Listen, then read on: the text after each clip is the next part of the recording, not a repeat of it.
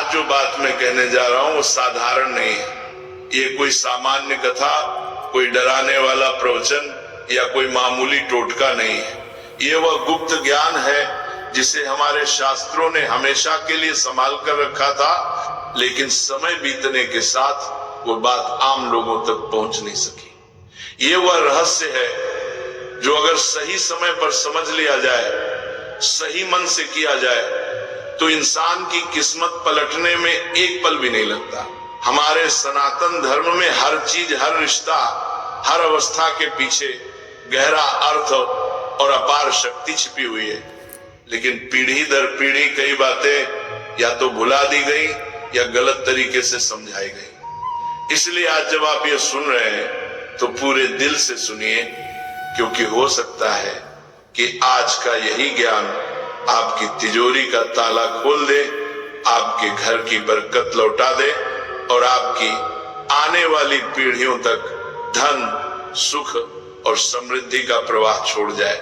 भक्तों, आज की बात एक विधवा स्त्री से जुड़ी है। समाज उसे दया की नजर से देखता है।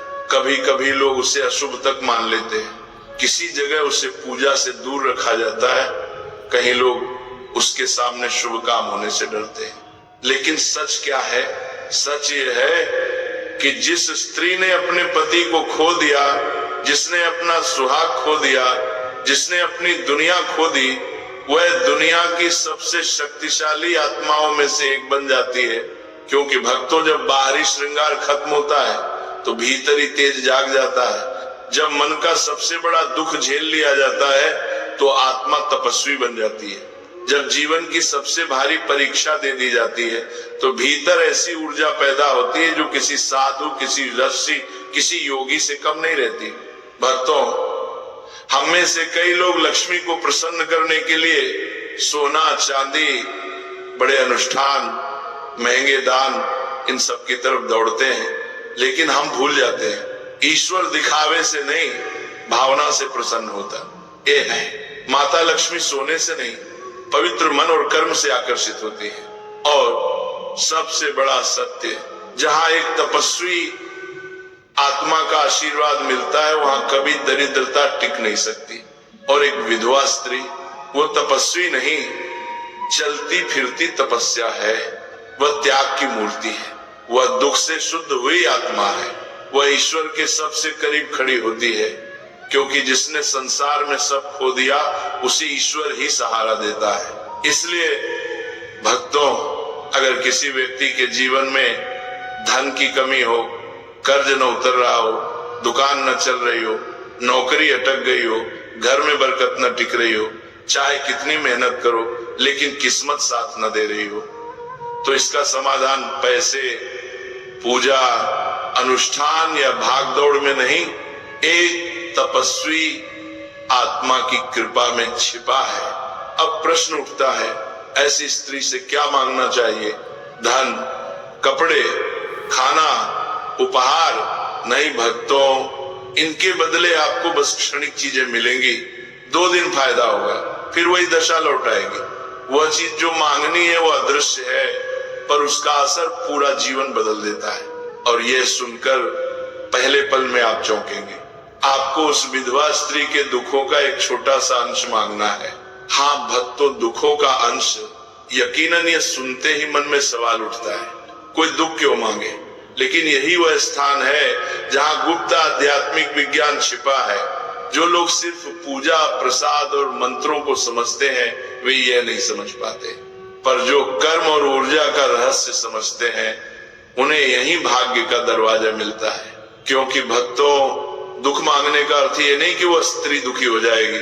दुख मांगने का अर्थ ये है कि आप उसके बोझ को बांटने की अनुमति लेते हैं। और जब कोई इंसान किसी के दुखों को बांटने के लिए तैयार होता है तब उसके जीवन से दरिद्रता और कंगाली भाग जाती है।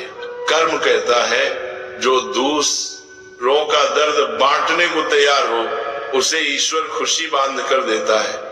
और जब विधवा स्त्री, जो तपस्वी आत्मा होती है, मन ही मन आशीर्वाद देती है, तो जिस घर में वह आशीर्वाद पहुंचता है वह घर कभी सूना नहीं रहता। न पैसा रुकता है, न सुख रुकता है, न बरकत रुकती है। भक्तों, आज आपने रहस्य का द्वार खोल दिया है, लेकिन ये अभी अधूरा है। भक्तों, अब हम उस सबसे गहरे आध्यात्मिक रहस्य पर पहुंच चुके हैं, जिसके कारण इंसान का भाग्य ऊपर भी उठता है और नीचे भी गिर जाता है। ये रहस्य इतना सूक्ष्म है कि आम इंसान की नजर में दिखाई नहीं देता, लेकिन जो इसे समझ लेता है उसके जीवन की पूरी दिशा बदल जाती है। यह बात कर्म, भाग्य और ब्रह्मांड के नियमों से जुड़ी है। आज मैं आपको वही समझाने जा रहा हूं, लेकिन बहुत सरल भाषा में, ताकि जो पढ़ा लिखा नहीं है जो वो भी पूरी तरह समझ सके। भक्तों, दुनिया में सुख और दुख यूं ही नहीं आते। हर इंसान इस जन्म में वही भोगता है जो उसने पहले जन्म और इस जन्म में किया है। जैसे बोया वैसा पाया, यही कर्म का नियम है।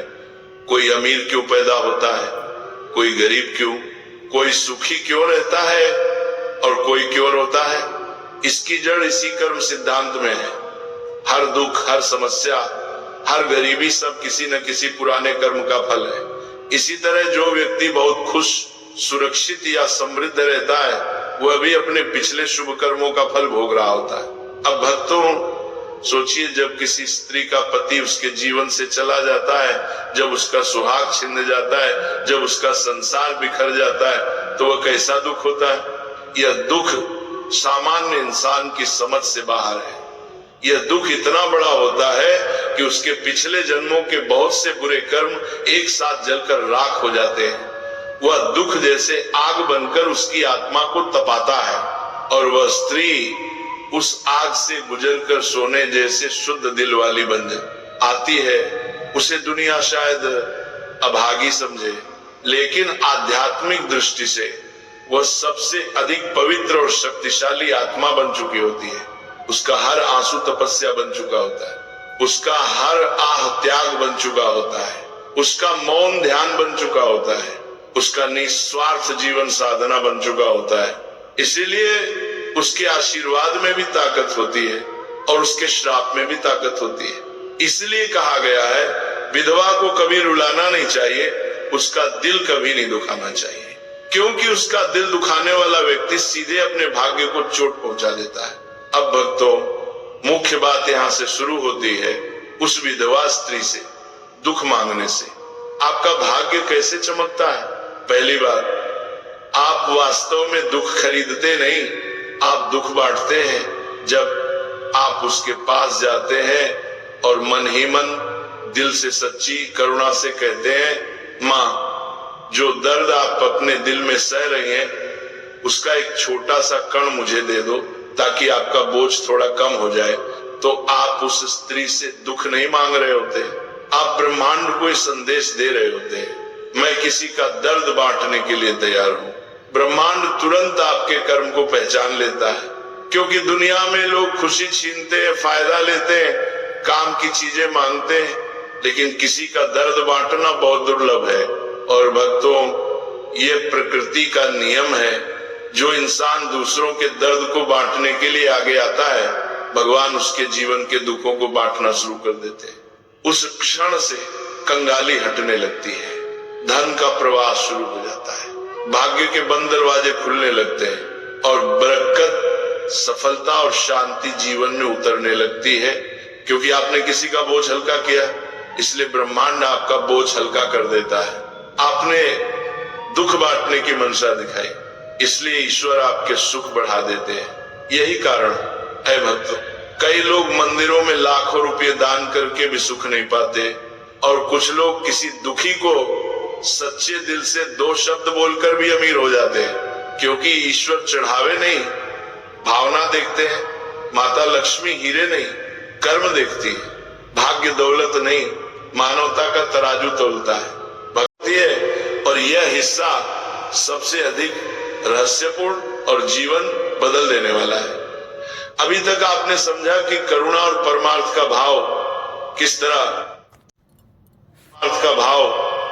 तरह भाग्य को पलट देता है। लेकिन अब समझना यह है कि ये सब केवल भावना भर नहीं है, बल्कि ये ब्रह्मांड का एक अटूट नियम है। जब इंसान अपने दिल में ये सच्ची इच्छा पैदा करता है कि अगर किसी का बोझ कम हो जाए तो थोड़ा सा दुख मैं सह लूं, तब उसी क्षण ब्रह्मांड उसके अंदर वह शक्ति जगाता है जिसके सामने दरिद्रता, असफलता और दुर्भाग्य टिक ही नहीं पाते। यह वह पल होता है जब मनुष्य भीतर से बदल रहा होता है, और जब मनुष्य भीतर से बदलता है तभी जीवन बाहर से बदलता है। भाग्य बाहर से नहीं पलटता, भाग्य पहले दिल के अंदर पलटता है। भक्तों, दुनिया में दो तरह के लोग होते हैं, एक जो सिर्फ लेने के लिए आए हैं और दूसरे जो देने के लिए आए हैं। जो सिर्फ लेता है उसका भाग्य सीमित रहता है, लेकिन जो देना सीख जाता है उसका भाग्य अनंत हो जाता है। और देने की सबसे महान चीज क्या है? पैसा नहीं, वस्तुएं नहीं, बल्कि किसी के दर्द को थोड़ा सा बांट लेने की भावना। यही सबसे बड़ा दान, सबसे बड़ा तप और सबसे बड़ा पुण्य है। जब आप किसी विधवा माता के दुख को बांटने की भावना रखते हैं, उस क्षण आप उसका जीवन आसान बनाने की जगह उसके कर्मों को भी हल्का कर रहे होते हैं। और जब उसके कर्म हल्के होते हैं तो वह भीतर से दुआ देती है, चाहे बोल कर दे या बिना बोले, उसका आशीर्वाद सीधा आपके भाग्य में लिख दिया जाता है। याद रखना भक्तों, दुनिया में सबसे सच्ची दुआ उस इंसान की होती है जिसने दुख झेला हो, क्योंकि जो केवल सुख में रहा है उसकी दुआ में आग नहीं होती। लेकिन जिसने खोया हो, सहा हो, रोया हो, उसकी दुआ पत्थर पर भी फूल उगा सकती है।